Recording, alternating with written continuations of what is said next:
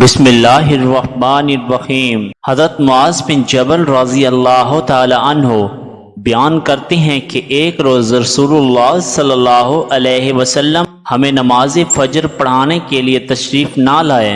قریب تھا کہ ہم سورج طلوع ہونے کا مشاہدہ کر لیتے، پھر آپ بہت تیزی سے تشریف لائے، چنانچہ نماز کے لیے اقامت کہی گئی۔ رسول اللہ صلی اللہ علیہ وسلم نے اختصار کے ساتھ نماز پڑھائی۔ بس جب آپ صلی اللہ علیہ وسلم نے سلام پھیرا تو آواز بلند فرمایا، اپنی جگہوں پر ایسے ہی بیٹھے رہو۔ پھر آپ صلی اللہ علیہ وسلم نے ہماری طرف متوجہ ہو کر فرمایا، میں ابھی تمہیں بتاتا ہوں کہ میں تمہیں نماز پڑھانے کے لیے کیوں نہیں آیا۔ میں رات کو بیدار ہوا، وضو کیا اور جس قدر مقدر میں تھا میں نے نماز پڑھی۔ مجھے نماز میں اونگ آنے لگی، حتیٰ کہ وہ مجھ پر غالب آ گئی۔ اب میں نے اپنے رب تبارک و تعالیٰ کو بہترین صورت میں دیکھا، چنانچہ اس نے فرمایا، محمد صلی اللہ علیہ وسلم۔ میں نے عرض کیا، میرے رب حاضر ہوں۔ فرمایا، فرشتے کس چیز کے بارے میں بحث و مباحثہ کر رہے ہیں؟ میں نے عرض کیا، میں نہیں جانتا۔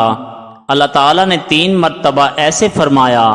آپ صلی اللہ علیہ وسلم نے فرمایا، میں نے اسے دیکھا کہ اس نے اپنا ہاتھ میرے کندھوں کے درمیان رکھا، حتیٰ کہ میں نے اس کی انگلیوں کے پوروں کی ٹھنڈک اپنے قلب و صدر میں محسوس کی، اور میرے سامنے ہر چیز واضح ہو گئی اور میں نے پہچان لی۔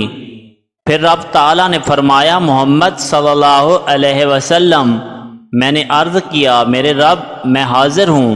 فرمایا، مقرب فرشتے کس چیز کے بارے میں بحث و مباحثہ کر رہے ہیں؟ میں نے عرض کیا، گناہ مٹا دینے والے اعمال کے بارے میں۔ فرمایا، وہ کیا ہیں؟ میں نے عرض کیا، باجماعت نماز پڑھنے کے لیے چل کر جانا، نماز کے بعد مساجد میں بیٹھے رہنا، ناگواری کے باوجود اچھی طرح وضو کرنا۔ فرمایا، پھر وہ کس چیز کے بارے میں بحث کر رہے ہیں؟ میں نے عرض کیا، درجات کے بارے میں۔